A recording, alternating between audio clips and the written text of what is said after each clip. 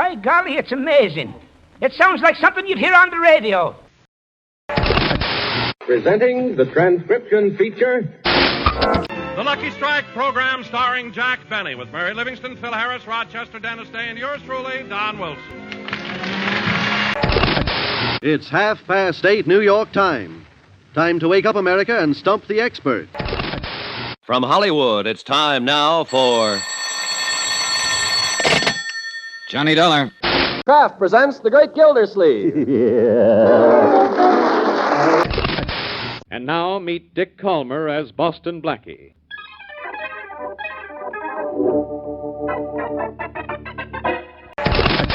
It's the Phil Harris, Alice Faye Show, presented transcribed by the makers of Rexall drug products. And now it's time to meet the men from the ministry.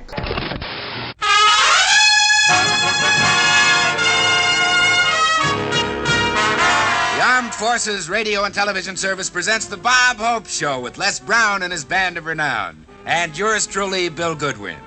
And now here he is, Bob Hope.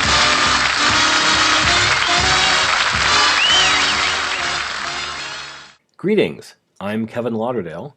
This week on Information Please, the guest is General Hugh Johnson, August 5th, 1881 to April 15th, 1942, who was a bit of a Renaissance man. He was not only a military leader, but a writer and logistics expert. When President Franklin Delano Roosevelt appointed him to lead the National Recovery Administration, NRA, in 1933, he created the Blue Eagle campaign to reorganize American businesses to reduce competition and raise wages and prices. You'll see those big blue eagles on posters and such during the Depression, and sometimes businesses will have the eagle and "we do our part" in their window to show that they were in full compliance with the NRA's goals. Johnson was also a writer of essays and fiction, notably the alternate history piece, The Dam, D-A-M, in which Japan invades California. And, as you will hear here, the general was working against infantile paralysis, what we now just call polio. He's part of the National Foundation for Infantile Paralysis, which we now call the March of Dimes. That new name was actually supposed to be a joke. It was coined by actor, singer, comedian Eddie Cantor in honor of President Franklin Delano Roosevelt. Today, everybody knows that FDR was wheelchair-bound, and it's generally accepted that the public did not know that. What everybody knew back in the 30s and 40s was that Roosevelt had had polio, but he had gotten better, and not unheard of circumstance. After all, there were lots of pictures of him driving a car. Of course, people didn't see the special adaptive tools. There were pictures of him standing, again, thanks to hidden leg braces. But FDR did found the National Foundation for Infantile Paralysis, and people were encouraged to send in dimes, initially to the White House, in order to fund it. March of Dimes was sort of a funny twist by Cantor on the March of Time, the newsreels that people saw in movie theaters. From January 24th, 1939, Information Please, guest General Hugh Johnson. Information Please, presented each week at this time by Canada Dry, famous the world over for its fine beverages. Wake up, America, time to stump the experts. Each week at this time, Information Please supplies you with 4 experts. You shoot us questions with the right answers, and we bat them out at our authorities. You may submit from 1 to 3 original questions per letter. If your question is used, you receive $5, and $10 additional if it stumps the board. So you may win $15 in all. Don't get hot and bothered if our editorial staff changes or edits your question slightly. All questions become the property of Information Please. Letters with questions are to be addressed to Canada Dry, 1 Pershing Square, New York City. Now here's our master of ceremonies, Mr. Clifton Fadiman, literary critic of the New Yorker magazine. Mr. Fadiman. Thank you, Mr. Cross. Ladies and gentlemen of the radio audience, you are listening to a program which is as free as the wind, unrehearsed, and unpredictable. On our board of authorities this evening, we have 3 veterans. The amazing expert on everything, including sports, Mr. John Kieran, the famous versifier and columnist of the New York Post, Mr. Franklin P. Adams, better known as FBA, and our irrepressible authority on music, movies, and what have you, Mr. Oscar Levant, recent winner of new laurels as the musical director of the new smash hit, The American Way. As our guest of honor, Information Please is proud to announce the name of an American known from coast to coast as public servant, Scripps Howard journalist, hard-hitting controversialist, General Hugh Johnson. And this is a good time to announce that General Johnson is chairman of the Greater New York Committee for the National Foundation for Infantile Paralysis, a worthy leader of a worthy cause. Now that looks like a pretty solid quartet, but they're not infallible. If or when they miss, Canada Dry's cash register will ring up $10, going out to the clever questioner. All right, gentlemen, here we go. The first question comes from Miss Susan B. Dunn of Scarsdale, New York. She wants you to quote, to give 5 familiar expressions which place animals or insects in unusual surroundings. For example, a fly in the ointment. Let's have 5 more like that. Mr. Kieran. Well, I'll take it. A dog in the manger. Dog in the manger is all right. That'd be very good. That's 1. Mr. Levant. The one about ants. In the? Ants. Ants in the pants. The thing to do, of course, is to have ants in the pants. Isn't this right? General Johnson is to have iron pants. Yeah. That would be 2. Mr. Adams. A bee in the bonnet. Bee in the bonnet. Yes, that's 3. Mr. Levant. Getting on the keys. Getting on the keys, the musical one. That's 4. My racket. Thanks for the plug. 1 more. Fly and amber. A fly and amber. Very good, General Johnson. General Johnson, did you ever have any trouble placing a blue eagle in unusual surroundings at any time? Speaking of 5... Put him in a good many surroundings. Yeah. That ants in pants business was ants of conscience in the pants. Oh, you're breaking down and confessing all this evening, General, eh? Thank you very much. That's 5 out of 5. Let's see what you can do with the next one. This comes from Mr. A. Linscott of Atlanta, Georgia. Suppose you were called upon as a judge to pass upon the constitutionality of the following 3 acts. What would you decide? 1. The President appoints a physician to the Supreme Court bench. Constitutional? Unconstitutional? General Johnson. Constitutional. How would you explain that? Because there's no requirement whatever that the appointees to the Supreme Bench will be a lawyer. Yes, they just happen to be, by more or less by accident. A lot of them happen to be members of Congress, too. Yes. 2. The House of Representatives. This seems like a pretty good idea. The House of Representatives chooses Groucho Marx to be its Speaker. That's better than Harpo Marx, anyway. Chooses Groucho Marx to be its Speaker. Constitutional? Unconstitutional? General Johnson. Unconstitutional. Why would it be unconstitutional? Because the Speaker of the House has got to be a member of the House. Is that true? That is true. Well, now, I may be wrong about this, but I would understand that in Article 1, Section 2, Clause 5, just came to me like a bolt from the blue, the Constitution merely states that the House of Representatives may choose their own Speaker and other officers, and does not indicate that that the Speaker must necessarily come from the House, so the tradition is... No, but the implication is so strong in the fact that the man has a vote under certain circumstances. True. They certainly couldn't reach out and appoint a man to the Speaker of the House who hadn't been elected by any constituency. He would have a vote on any legislation. That seems perfectly reasonable to me. But it still might be constitutional to have Groucho Marx as the Speaker. I'm against it. Well, that's 1 vote against Groucho Marx. I'm for it. We split. A citizen in New York sues Senator Spellbinder for a slanderous attack made on the radio. Is such a suit constitutional or unconstitutional? I have to count you wrong on that second one, by the way. General Johnson. Well, it isn't really a question of whether it's constitutional or unconstitutional. The question is whether he can recover or not. Well, the question is whether... I believe that he can recover on the ground that a statement made outside of the official duties of a congressman or senator is actionable. Of course, it clearly is not actionable if it's made in connection with a debate on the floor of either House or in connection with his official duties. That's quite right. The congressmen are not liable for what they say on the floor of the House. But they are liable for statements made elsewhere. Maybe they ought to be kept permanently elsewhere. That's possible. That's 2 out of 3. I think that's going to cost Canada Dry $10, unless we get some constitutional authority to declare you right on question number 2. Thank you. The next question from Miss Cora W. Forsberg of Seattle, Washington. Now, this is a literary question. I hope the General, who is a literary authority, as many people do not know, is going to come in on this one. How did the following characters, who appear in well-known poems, meet their deaths in those poems? We've got to get 4 out of 5 on this. 1, Elaine. Elaine the Lovely, the lily made of Astolat? Don't sell her to me, Oscar. Miss Kieran. Well, she died of grief and was put on a barge and floated down the river, down the Thames River. Yes. In what The poem? dead, oared by the dumb, went upward with the flood. That's very pretty, Mr. Mr. That's Kieran. from I like it. Idols of the King by Tennyson. I think from The Lady of Shalott. Would it be The Lady of Shalott? No, sir. From The Idols of the King. I beg your pardon. You're quite Carried right. a torch. That's one. 2, the gingham dog and the calico cat. How did they meet their death? The gingham dog and the calico cat, Mr. Kieran. Careful now. Let me get you nervous, Mr. They Kieran. tore each other to pieces. Not quite. Not quite. Mr. Adams, are you shaking your head at that ruefully? Never heard of him. Oh, yes, you have. There in your line was written by a great hero of yours. Poem was written by one of your... They died from neglect. They were usually... No.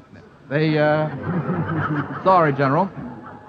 May have been an idea. They ate each other up. It's from the famous poem about the gingham dog and the calico cat known as The Duel by Eugene Field, Mr. Adams. I started to tell you that, you wouldn't let me finish. Did you have another sentence on the tip of your tongue? Oh, you come back next week and I'll collect I usually that. can get it out. That's one wrong. How did Minnehaha die? Minnehaha. That's a flower to bake cake. No, Minnehaha isn't a flower, is it really? No, I'm wrong. Part of it is. He starved General to death. Johnson. Starved to death, yes. Minnehaha starved to death. From what poem? Hiawatha. Yes, in Longfellow's Song of Hiawatha. Goochie Woochie. That's 2 right out of 3. What are you muttering to yourself, Mr. The poem by Longfellow, On the Shores of Goochie Hoochie. I think I ought to give you a chance to recite that for us this evening. How did Gunga Din die? Gunga Din. RKO Mr. Kieran. Stop the bullet with his skin. Yes, a bullet come and drill the beggar clean. From what poem? Gunga Din. Yes, of course. I hinted it to you. And who wrote Gunga Din? The late Rudyard Kipling. Very good. Now we have to get the next one right or we fail. The crew of the Nancy Bell. How did the crew of the Nancy Bell die, Mr. Adams? They ate each other up. Who did? Who ate whom? Calico. The You've cook gotta and the make this captain absolute- Bold and the mate of the Nancy Brig. Yes. Bosun Tight and the midshipman Mite. That's right. That's Crew of right. the Crew of the captain's captain's gig. gig. Well, who was left?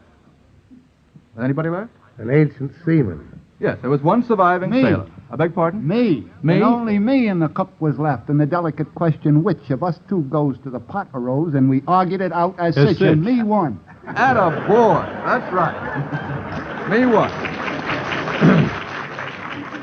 Nice work if you can An digest elderly naval man he was.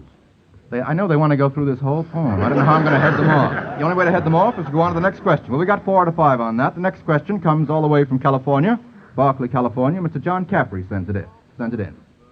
Now, let's see what we can do with this. One man will have to answer these 2 questions. I'll read the 2 questions. 2 horses compete in a mile race. One holds the record for running, the other for trotting. On which would you place your bet, and why? I'll read the next question, because the man who raises his hand has to answer both questions. Now, you digest that. 2, presuming each to be a champion in his class, who can broad jump the farthest, a frog or a man? By the way, this question comes to us from Mr. William Halsey of Grand Prairie, Edmonton, Canada. Now, who wants to take that question? Or rather, those 2 questions. General Johnson, very good.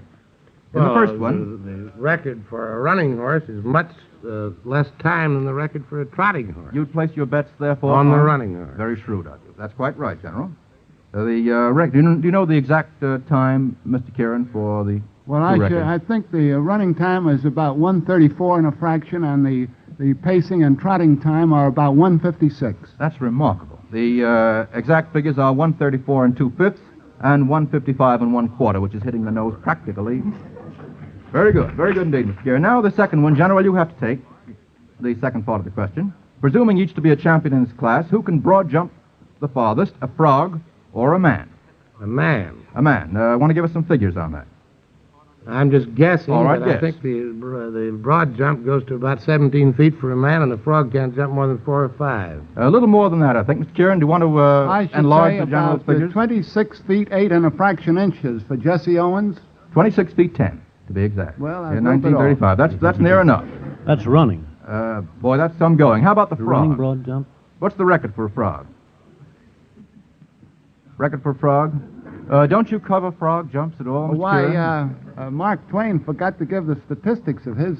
That's right. frog. But to celebrate, as He's a matter of full of fact, now shot, that you speak of Russell. Mark Twain, to celebrate that famous story of the jumping frog, in 1938 they held a frog jumping carnival, and a frog jumped 15 feet 10 inches. It was fixed.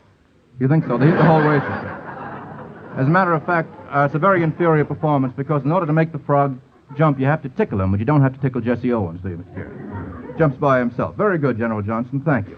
I hope you're not a betting man, General Johnson. Not on frogs with Not on frogs. shot in their stomach. Next question comes to us from John Caffrey of Berkeley, California. Our pianist is going to play some passages of 3 famous compositions. Now, Mr. Levant, and only Mr. Levant, is asked to prove that he recognizes them, not by words, but by playing on the second piano a principal theme of each. That sounds like a tough one to me. Get over to the piano there, Mr. Levant. Now, the pianist is going to play some passages of 3 famous compositions. Let's have the first one. Mr. Levant has to go on.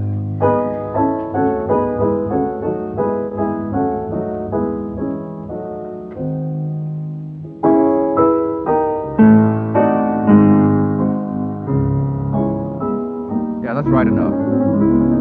It's, of course, from Rachmaninoff's They Prelude do all in the C minor. poems. I like to play the whole piece. You want to do that? Some other program, Mr. Levant. All right, let's have number 2. That's pretty. Go ahead, spoil it, Mr. Levant.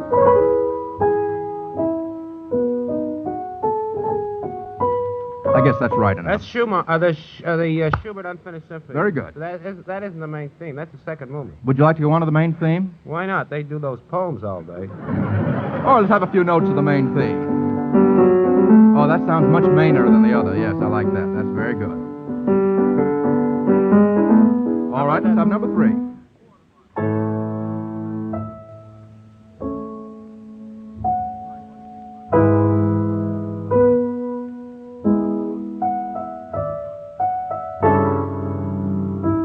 That's Beethoven.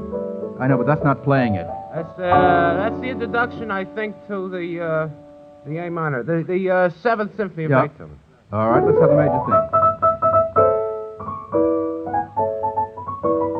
That's right enough? Not Okay. enough for me. All right, Mr. Levant, come on right back. Come on, we want to get some of these other boys in now. Once you get them at the piano, you can't get them away from it. Thank you very much, Mr. Levant. Now let's see what you can do with this one. Mrs. Harry Propson of Chicago, Illinois, wants you to give an up-to-date equivalent for each of the following examples of grandma's slang. Better make that grandpa, just in case there's some grandmas listening in. There are 4 of them. No, 5 of them. Let's see if we can get 5 out of 5. In Dutch. What would be the modern equivalent for in Dutch? Raise hands. Mr. Kieran. On the spot. I don't think exactly. It's pretty good. In the doghouse. In the doghouse. Yes, General Johnson. There's a wry smile on General Johnson's face. In the doghouse is correct. 2, humdinger. Humdinger. Mr. Levant. It's a wow. Yes, a wow or a knockout. Very good. The merry ha-ha. The merry ha-ha. Mr. Levant. The Bronx Chip. Yes. Ooh, I can't do it. You can't do it. Thank heaven. You want to do it on the piano? No, I've had good. enough of the piano. A cad. A cad. A rat. Rat be all right. Better than a rat. Well, Basil Rathbone in any picture. No, better than a rat. Ratbone? Ratbone, one of our distinguished guests. Goodness gracious. Makes a lot of money being a rat. I think a rat's all right. A heel would be better, perhaps. A heel. And do you remember the old expression which I never have known how to pronounce? Pshaw. Pshaw. Pshaw. Pshaw. On nerds. Nerds. Very good, General. General Johnson, thank you very much. Now, at this point, a careful statistical checkup reveals that Canada Dry has lost a grand total of $10. And now, how about lending an ear, or better still, a pair of ears, to our Canada Dry expert, Mr. Milton Cross? Thank you, Mr. Fadiman. When we trace the history of civilization back to its beginnings, we find that it has progressed step by step with man's hospitality toward his fellows. For when a man discovered a good thing in life, he invited his friends to come to his abode and share it with him. Careful, Mr. Cross. First thing you know, Mr. Adams and Mr. Kieran will be showing up at my apartment. They do that, you know, at the drop of a hat or a hint. Well, I think you'd better be prepared for them, Mr. Fadiman, because I'm sure you've discovered a good thing in life. I mean, of course, sparkling Canada Dry water, that delicious club soda which adds so much life to your favorite drink. Yes, the secret of giving long life to your drink has finally been discovered. The secret is Canada Dry's pinpoint carbonation, which means millions of smaller bubbles, lasting liveliness, extra tastiness. And sparkling Canada Dry water will still be sparkling even after the bottle has been open for 24 hours. So, for the utmost in hospitality, be sure when ordering club soda to specify sparkling Canada Dry water. Thanks, Mr. Cross. You sparkled that one off in 58 seconds. Now we'll get back to our inquisition. Let's see what Mr. R.M. Green in New Rochelle, New York wants you to do. Is there a bugler in the house? Yes, there is. I'm going to ask the bugler to play 5 bugle calls as used in the Army. Now, I know that Mr. Levant, like that one, General? I know Mr. Levant is the only one of the board. I can't tell whether they're going up or down, otherwise I know. Well, now you just keep your ears open. They're all taps to me. He was a general. He didn't have to bother with bugle calls. Doesn't he ever hear a bugle call? No. Let's see what he can do with these 5. All right, let's have the first one. Mr. Adams. Mess call. Mess call. Now, hold your seats, gentlemen. Hold your seats. Hold your seats. Sandwiches and Canada Dry ginger ale will be served after 9 p.m. Mess is right. Now the next one. Mr. Kieran. Veteran Kieran. I think that's to the colors. To the colors is quite correct. Third. General Johnson. First call. Very good. Thank you, General. The next. General Johnson. Assembly. I beg pardon? Assembly. Yes, I get it. I get it. Like Tiger All Rag. right. That's a corporal's voice, not a general's voice, General Johnson. I think you better ask John these. He knows them better than I do. Isn't he good, though? All right, let's have the 5th and last.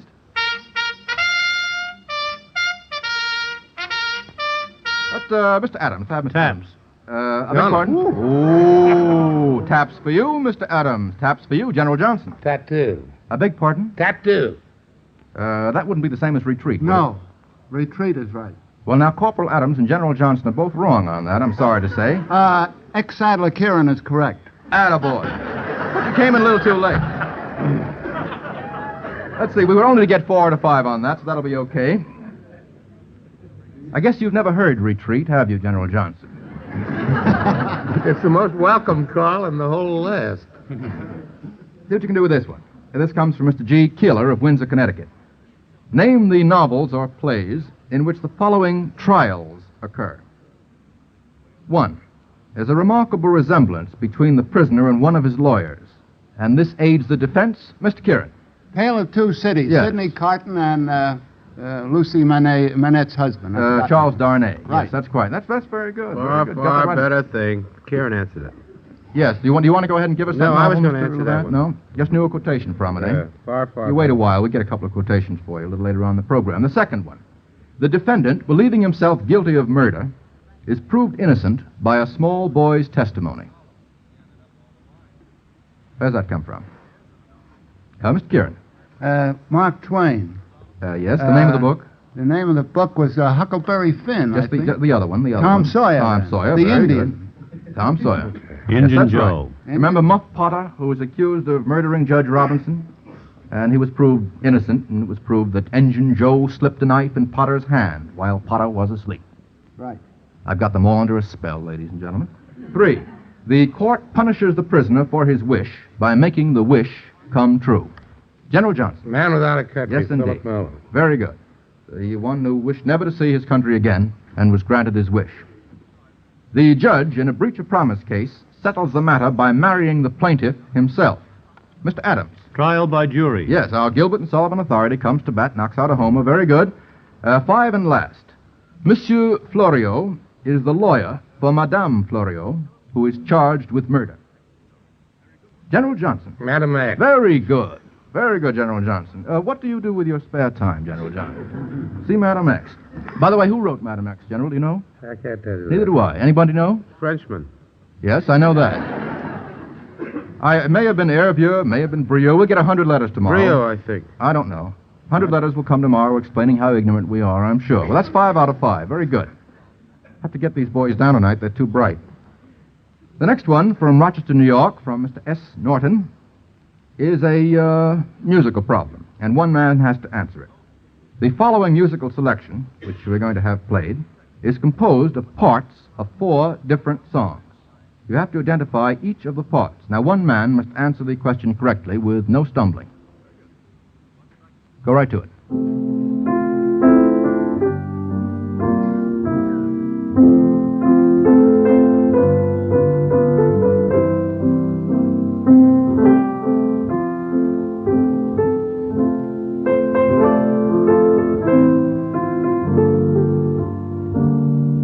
I can do it, but I'd rather you played it again. All right. It starts out like Tchaikovsky, but it's really My Heart Stood Still, which is what they call an unconscious influence. Dick Rogers wrote it. Criticizing your colleagues, are you, Yeah, Mr. it's my Levant? first time I can criticize Dick Rogers. An unconscious influence, but it's My Heart Stood Still from the Connecticut Yankee. Very good. And that's one. Now we have three more to name. Go ahead, let's hear it. All right, let's have a little. Let's have that again.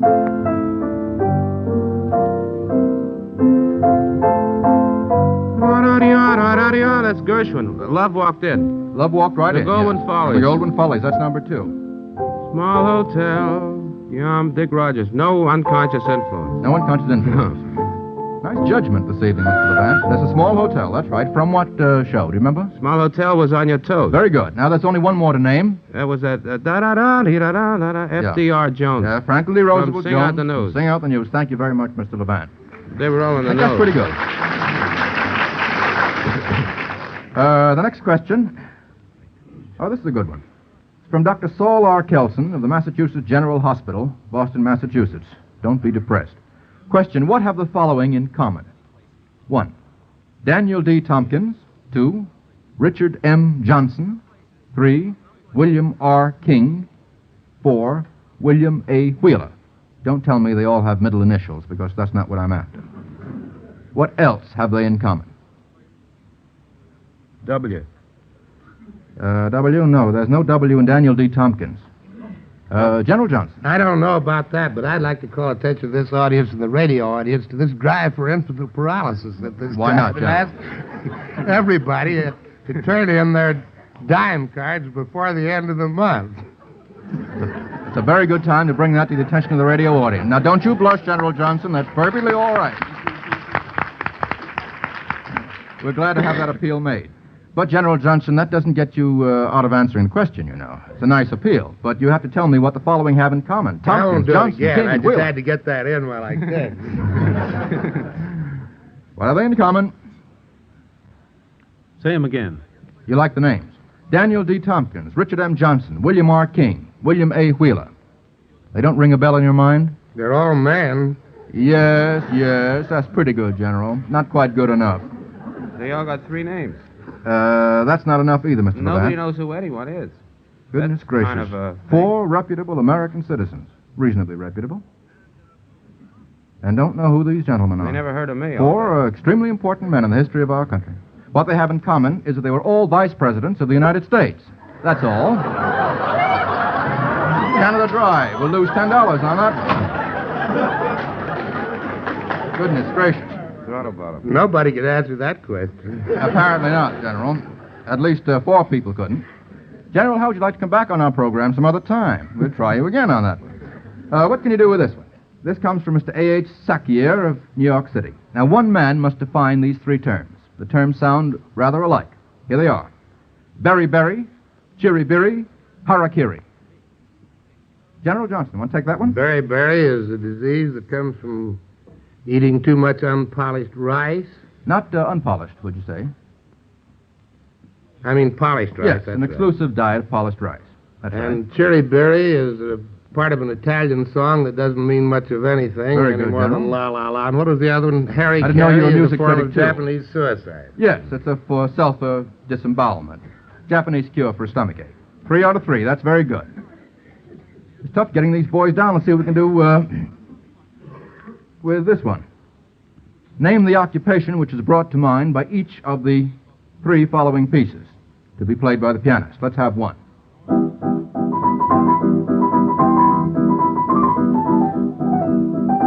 That's from an opera. Yes, what opera? The Barber of Yes, Seville. and the occupation is a barber. All right, let's have the next. Number 2.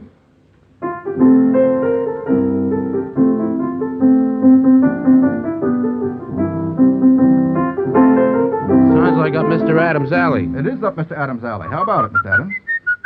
you can whistle it, but we have to have words on this program. Let's have a little more of it. Want a little more of that?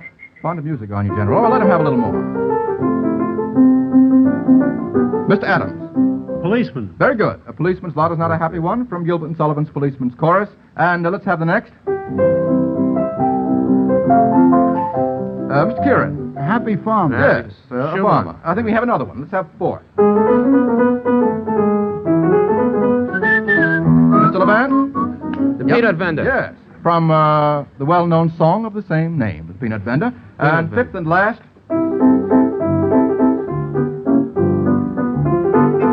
Mr. Adams, do you have it? He's a juggler. I beg pardon? No, that's wrong. The Umbrella Man. Ah, but you got it the second time. That's going to cost, I was being cued. I know. Oh, I beg your pardon, Mr. Levant. In that case, we'll allow you the benefit, the courtesy of information, please. Mr. Adams. Very good. Did the... Okay, 5 out of 5. That's all we'll have time for tonight. That means that Canada Dry is set back to the tune of $20. In a moment, I'll give you the lineup for next week at this time, but in the meantime, Mr. Cross has a word to say. Many of you have already obtained the Information Please game, which has been prepared for you by Canada Dry. You can play Information Please in your home, just as we do here in the studio, with 4 times as many questions as we have in one of our broadcasts. You'll get a big kick out of stumping those neighborhood experts. So listen carefully while I tell you what you have to do to get your copy of the Information Please game. Tear the labels from 2 bottles of any of Canada Dry's many beverages. Don't worry if you're unable to get them off in one piece. Just make sure the pieces are fairly large. Then mail both labels or pieces of labels with 10 cents to cover the cost of postage and handling to Canada Dry, 1 Pershing Square, New York City. If you live in Canada, the address is Canada Dry, Toronto, Canada. Send for your game of Information Please tonight, because it's a lot of fun. And just one thing more. Along with those 2 labels and 10 cents, don't forget to include your own name and address. Believe it or not, some people do. Thanks, Mr. Cross. Ladies and gentlemen, next week at this time, the board of experts will consist of our 2 anchor men, Mr. Adams and Mr. Kieran, and 2 guests of honor. One of them has ranged all over the intellectual map. He's been music critic, book critic, drama critic, editor, political commentator, writer of many books that deal brilliantly with the American scene. I'm referring to Mr. Gilbert Seldes. And our second guest will be an alert young woman who is helping to switch the fashion limelight from Paris to our own country. Next week, the author of that bestseller, Fashion is Spinach, will be with us, Miss Elizabeth Hawes. One last word. Remember that letters with questions are to be addressed only to Canada Dry, 1 Pershing Square, New York City.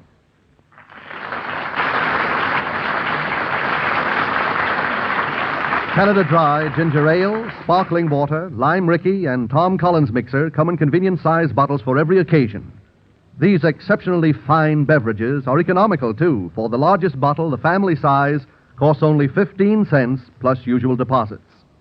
This is Milton Cross saying good night for Canada Dry. In this episode of The Danny Kaye Show, Danny also mentions the March of Dimes. The Danny Kaye Show ran on CBS from January of 1945 until May of 1946. It was sponsored by Pabst Blue Ribbon Beer. Danny essentially played a heightened version of himself, the movie, stage, and radio star. Eve Arden played a friend of his named Eve Arden. It's worth noting that her appearances on the show eventually led her to getting her own show, Our Miss Brooks, which I feature frequently on this podcast. If the gravelly voice of Lionel Stander, playing a character named Lionel Stander, Danny's sort of major domo, sounds familiar, it's because he was on a million radio shows and movies and TV. And if you are a person of a certain age, you may recognize him as Max, Robert Wagner and Stephanie Powers' butler, on the TV show Heart to Heart. This show is from 1945. Kaye was just about to really burst out as a major star in a series of RKO comedies produced by Samuel Goldwyn. I'm a big fan of what came next. Wonder Man, 1945, The Kid from Brooklyn, 1946, and The Secret Life of Walter Mitty, 1947, in which all these movies would play a variation on this character, which is perhaps the slightly nervous fellow, but who's able to talk his way out of things with some patter, with some jive, with some scat. In this radio show that he was doing, there was always a slot for him to do one of his patented sort of scat nonsense things or one of his quote-unquote foreign voices. He was almost always speaking gibberish when he sounded foreign, but it worked because he got the phonemes down. Phonemes are just the basic building blocks, the sounds of a language. Therefore, Kaye can sound Russian or sound German because he's using Russian or German phonemes. Reconversion is mentioned. When the U.S. went into World War II, nearly all of our manufacturing switched over from civilian uses to military. Only 2 months after the bombing of Pearl Harbor, Ford stopped making sedans and converted its factories to manufacturing tanks and jeeps and even B-24 bombers for the duration of the war. So did a lot of other companies. But with the end of the war, the process of reconversion started, going back to making sedans and can openers and stuff like that, essentially beating swords back into four-doors. During the war, women far outnumbered men in Washington, D.C. Most of the men were away fighting, and women came in to fill their positions, usually in offices. Elsa Schiaparelli, 1890 to 1973, was an Italian fashion designer, very prominent during the years between the wars. Bob Hope, at the time very famous for his own radio show, gets a mention, as does his distinctly voiced sidekick, Jerry Colonna. And Danny very movingly sings the Irish ballad Molly Malone. For more on that, see the episode I did a couple months back for St. Patrick's Day with a Sherlock Holmes episode and some Vic and Sade. From January 27th, 1945, The Danny Kaye Show, flying to Washington for the March of Dimes. Pabst Blue Ribbon presents The Danny Kaye Show.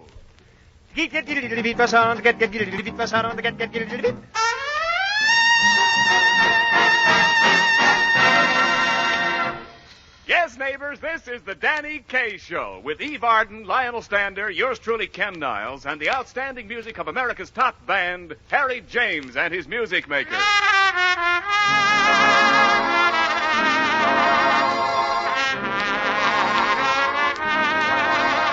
Entertainment, Pabst Blue Ribbon, 33 fine brews blended into one great beer, presents 33 fine talents blended into one great comedian, Danny Kaye.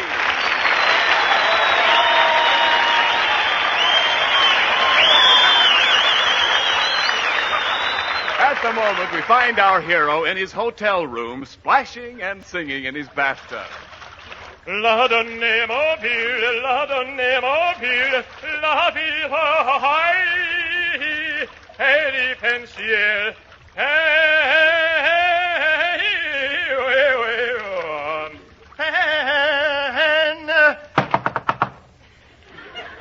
Just a moment, please. Pensier!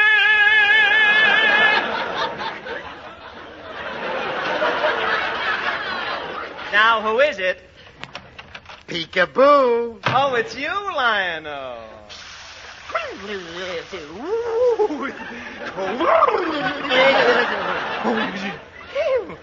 Woo! Gosh, this water is cold. Well, if it's so cold, why don't you turn the hot water on? What, and kill the goldfish?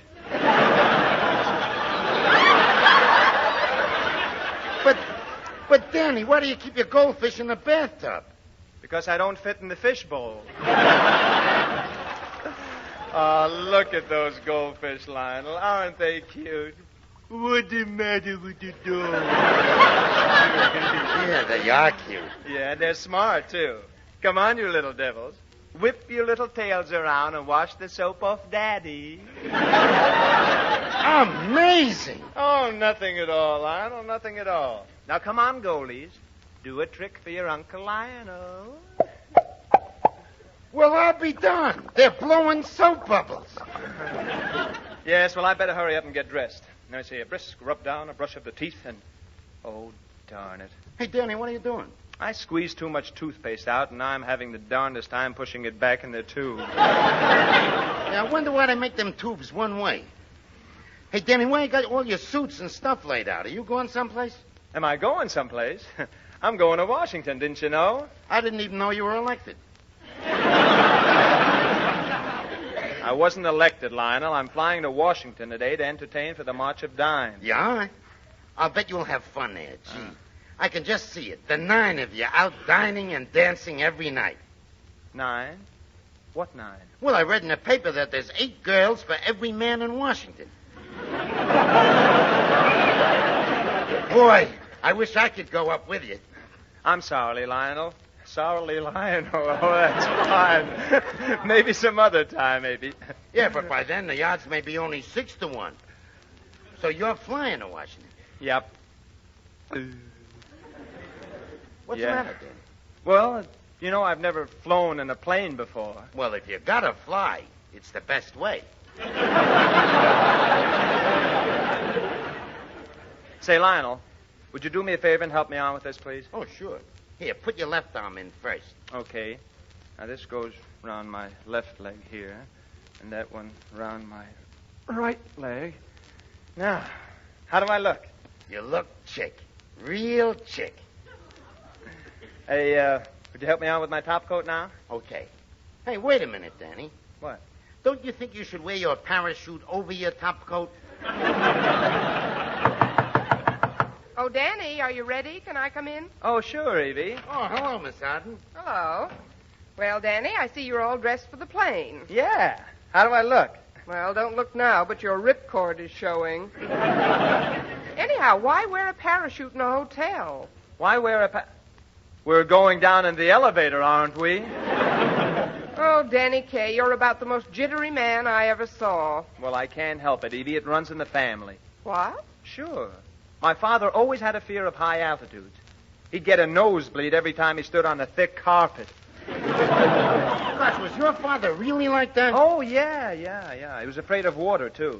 He wouldn't even get into the bathtub unless there was a lifeguard sitting in the soap dish.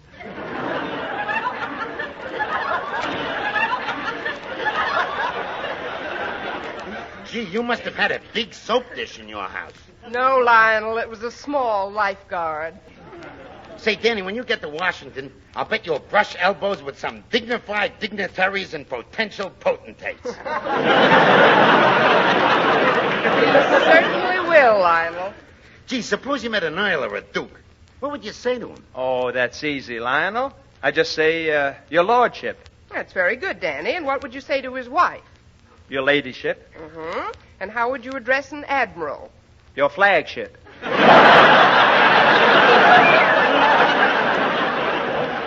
Sure. And the admiral's wife is your battleship. Oh, no. Oh, I was only kidding, Evie. I know how to act. You know, if I meet someone from the French embassy, I bow from the waist and say, Je le crois t'avons ce jour, dois les jeter mon clou, je dois un plaisir, je le vais t'en plaire. Non. That sounds good, but what does it mean? I don't know. Well, who cares anyway? Hey, Danny, what would you say if you met the Chinese ambassador? Oh, the Chinese ambassador? Yeah. Molo, toi sala main do lo, lo,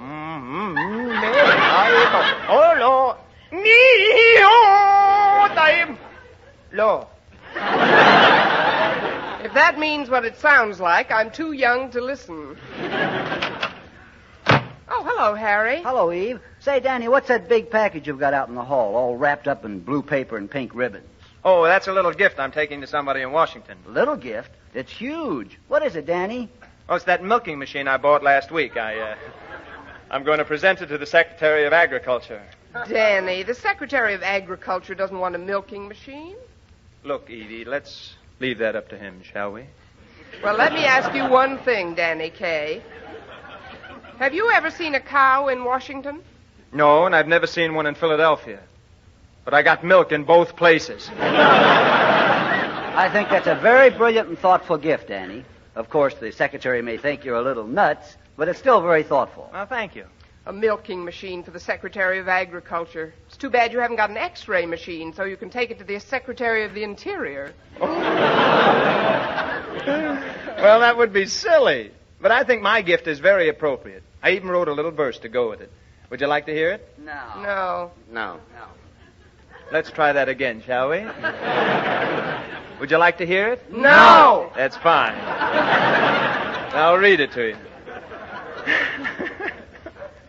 Dear Secretary of Ag, if the milk supply doth lag, attach this machine and your cows will come clean. Why should you be left holding the bag?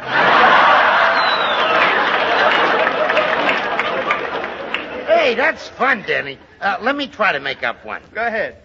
Dear sack of egg, what's here in this bag ain't no Schiaparelli design, but any cow dressed in it will do her best in it, and she'll look simply bovine.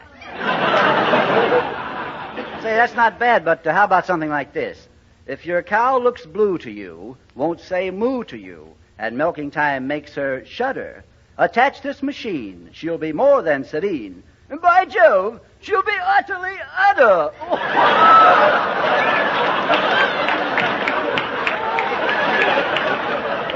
Oh, isn't that lovely? A het cow with silk milk, dream cream, and utter butter.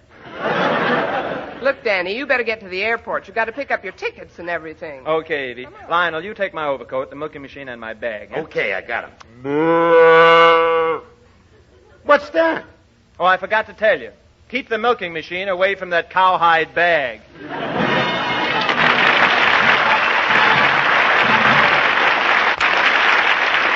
Well, while Danny Kaye is on his way to the airport, Harry James and his music makers celebrate their 6th anniversary by playing their famous record version of the King Porter Stomp.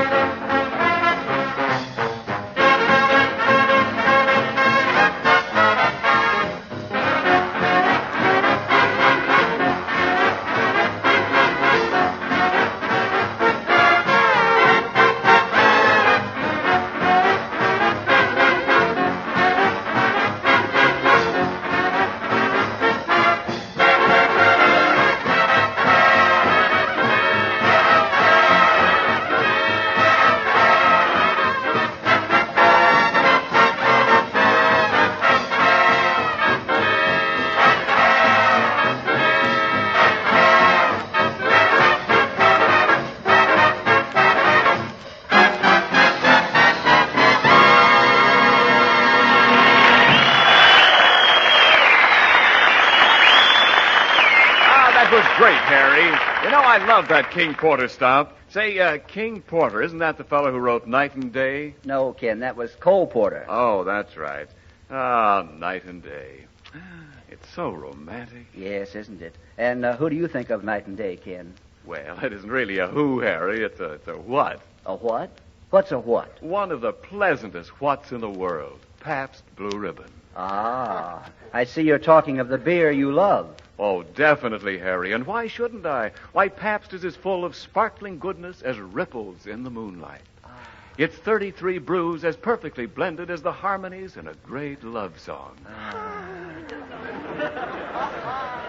33 brews that beat as one. Yes, and I'm true blue to every brew. To Pabst golden color. To Pabst outstanding flavor. Shh. Everybody will know your secret. Well, I want them to know my secret. I want to share my love with the world. Pabst is grand. Pabst is perfect. Oh, Pabst.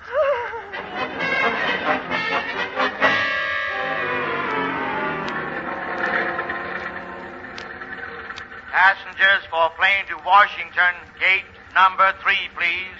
Passengers for plane to Washington, gate number 3, please. He must be a new man. You can understand everything he says. Hey, Danny, that's your plane. You better get over to that ticket window and ask the girl for your reservation. Gee, look at how long that line is. Well, while you're waiting, Danny, I'll get your bags in the milking machine. See you in a couple of minutes. Okay. Pardon me, is this the line where you wait for your reservation for the Washington plane? Yes, it is.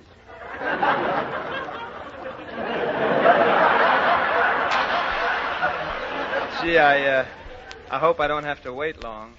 Say, by the way, how long have you been waiting for your reservation? What day is it? Saturday, January 27th. Monday will be 3 years. 3 years? Well, why didn't you try the train or the bus? Oh, I prefer going by plane. It's quicker. Oh, Mr. Jellison, here's your Esquire and a letter from your mother. Thank you, postman. Postman? Wait a minute. You mean you even get your mail here? Oh, yes. Oh, Mr. Jellison. Yes, postman. You'd better fill out a change of address card. You've moved up 2 places since Thursday. Hey, Danny, I got your suitcases in the machine all taken care of. Didn't you get your ticket yet? No, and the way it looks, Lionel, I may never get on that plane. Oh, yes, you will. Somebody by the name of Stuyvesant who had a reservation can't go. He just got called back suddenly to his office. How did you find that out? I was eavesdripping. Well, who is this Stuyvesant? Oh, a big banker. Now, come on through this gate, Denny. Let's get you in on that plane. Just a second. You can't come through this gate unless you got a reservation. Oh, but you don't understand. Mr. Stuyvesant... Oh, Mr. Stuyvesant, we've been waiting for you. Oh, but I was trying to tell you that... Don't worry. We had instructions to save your seat until you came. Right this way, Mr. Stuyvesant. But coming, Mr. Stuyvesant? Huh? Right through this gate, Mr. Stuyvesant. But, Lionel, I don't think I should take Mr. Stuyvesant's seat. Oh, stop worrying. If the seat fits, wear it. Which one of you gentlemen is Mr. Stuyvesant's? Mr. Kaye is Mr. Stuyvesant. What? I said Mr. Stuyvesant's okay. Is this Mr. Stuyvesant the banker? Than whom none other. Well, I'm from the Daily Herald, and we'd like to know if there's anything you'd care to say before you take off. Yes. What? Goodbye.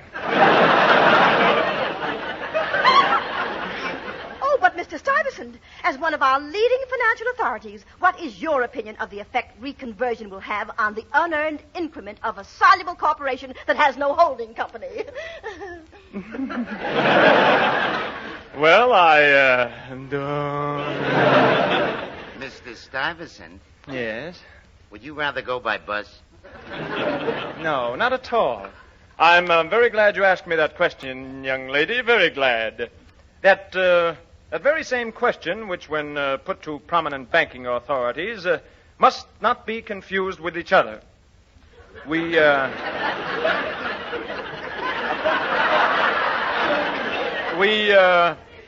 feel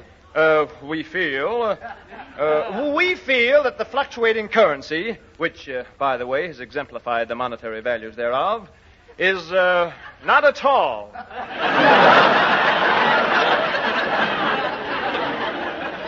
However, we feel that the man in the street does, and we must not question it. Well, you're so right, Mr. Stuyvesant. The man in the street will be glad to hear that. Well, don't tell him just yet, because, as a matter of fact, we're just in the process of... Of what? Exactly. And you may quote me. Oh, well, thank you, Mr. Stuyvesant. Pleasant trip, Mr. Stuyvesant. Is there a man by the name of Stuyvesant out there? Oh, sure. That's Mr. Stuyvesant getting his picture took. Say, when you see him, tell him I went to get his baggage. Yes, I'll do that little thing. Say, Mr. Stuyvesant? Oh, sorry, old chap. No more interviews. I must get on the plane. That's what you think. What do you mean? I mean I have a warrant for your arrest, me fine check raiser. Check raiser? Sure, and the law has caught up with you, Mr. G. Wellington Stuyvesant, alias Barney the banker, alias Tuffy the Thug. Tuffy the Thug? Officer, you've made a horrible mistake. Oh, no, sonny boy, you have. Now, will you come quietly, or I have to put the cuffs on you? The cuffs?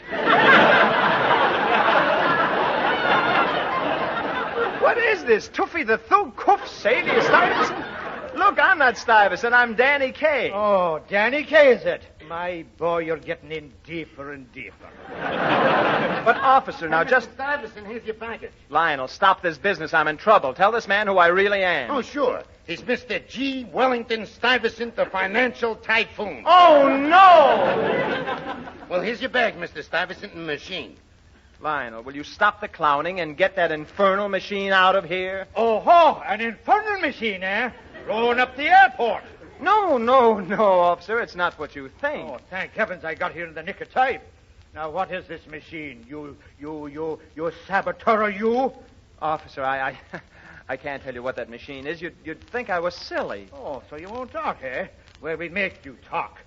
Walk this way, you low-down, sneaking spy.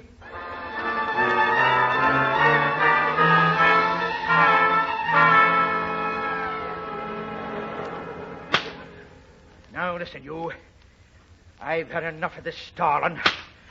I'm giving you plenty of time to talk. Now, I don't like to get rough, but you're forcing me into it. Will you stop snapping me suspenders?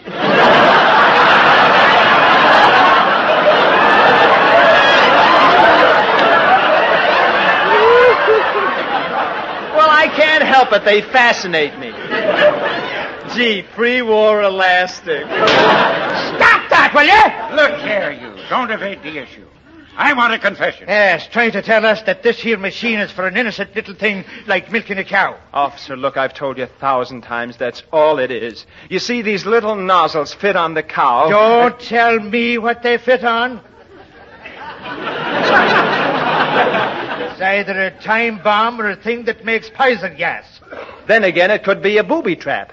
Why don't you ask me? Is this his or is this hand me booby?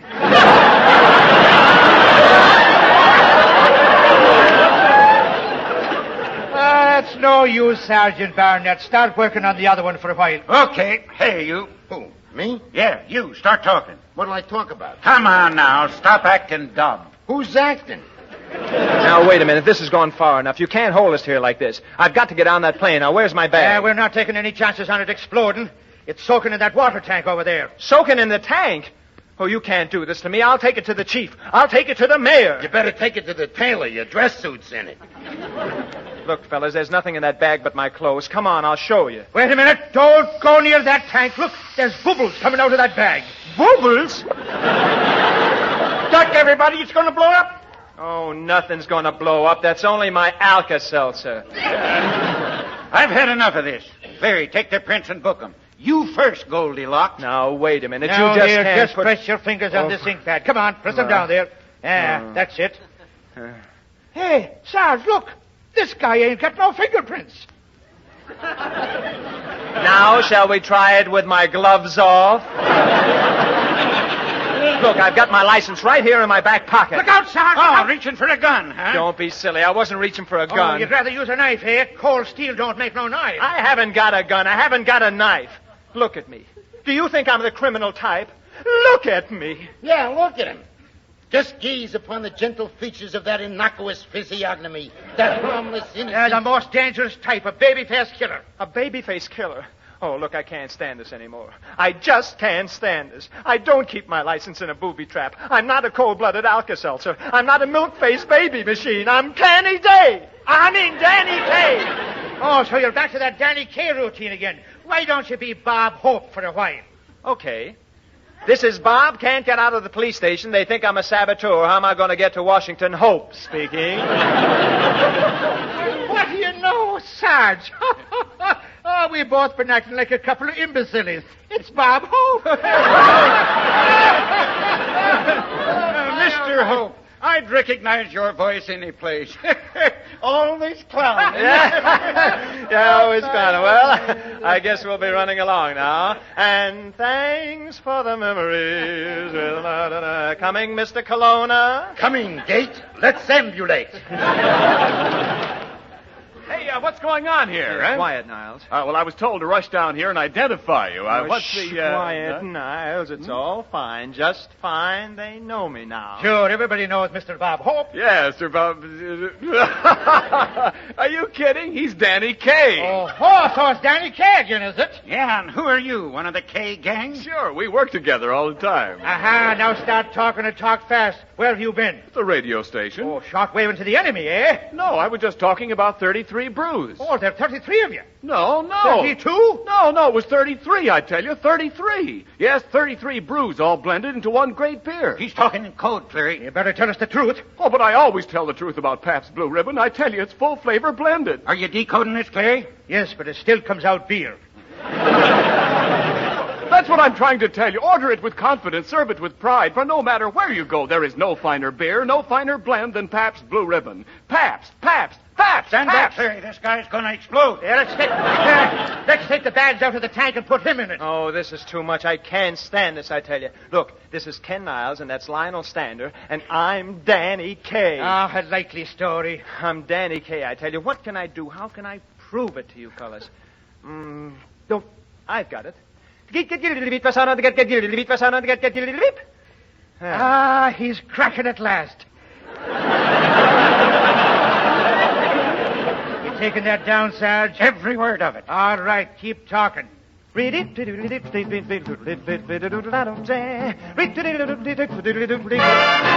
with me.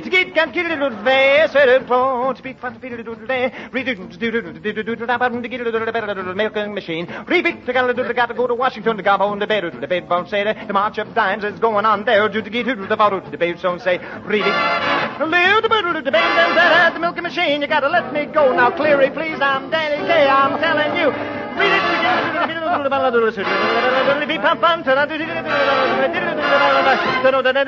Danny Kaye.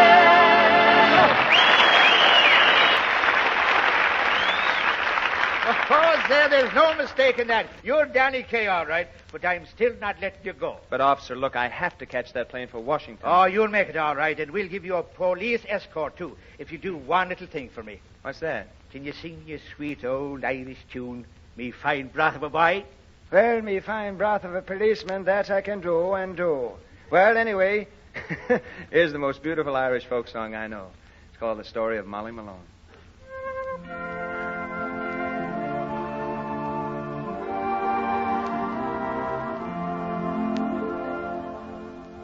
In Dublin's fair city, the girls are so pretty 'twas there that I first met sweet Molly Malone.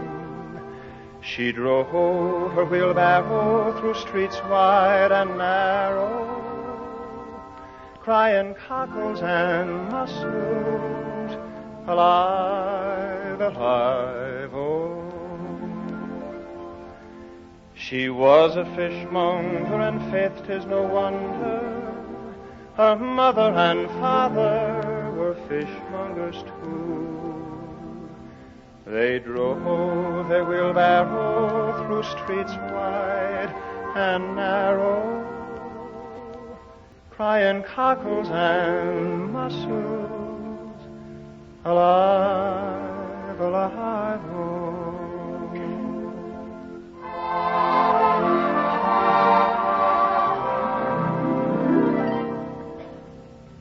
She died of a fever, and no one could save her, and that's all I know of sweet Molly Malone. Now her ghost drives her barrow through streets wide and narrow, crying cockles and mussels, alive, alive, oh,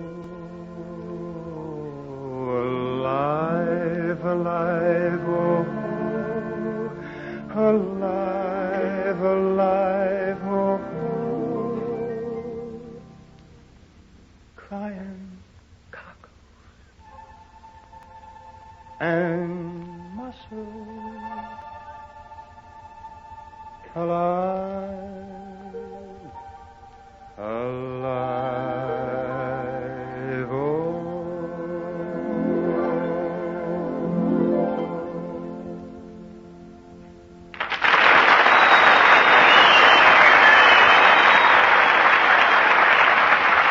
Passengers for plane to Washington, gate number 3, please.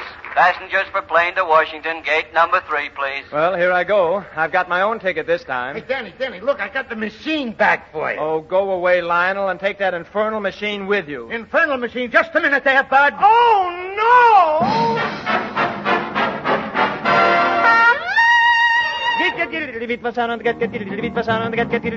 Good night.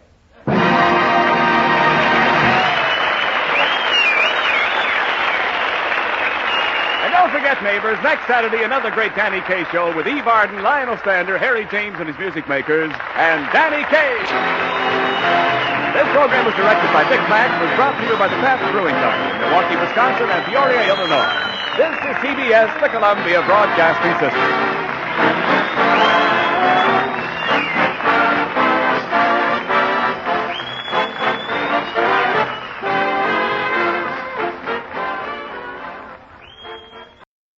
That's your old-time radio fix for this week. I hope you enjoyed yourselves. Be sure to subscribe to The Chronic Rift on iTunes or visit us frequently at chronicrift.com. Hit it! Ding, a dink-a-doo, a dink-a-dee, a dink-a-doo. What a voice! What a voice! Simply means ink. A dink-a-doo, a dink-a-dee. Good night, folks. Signing off. The trustees have a few suggestions they would like to submit to you. I think you know what the trustees can do with their suggestions.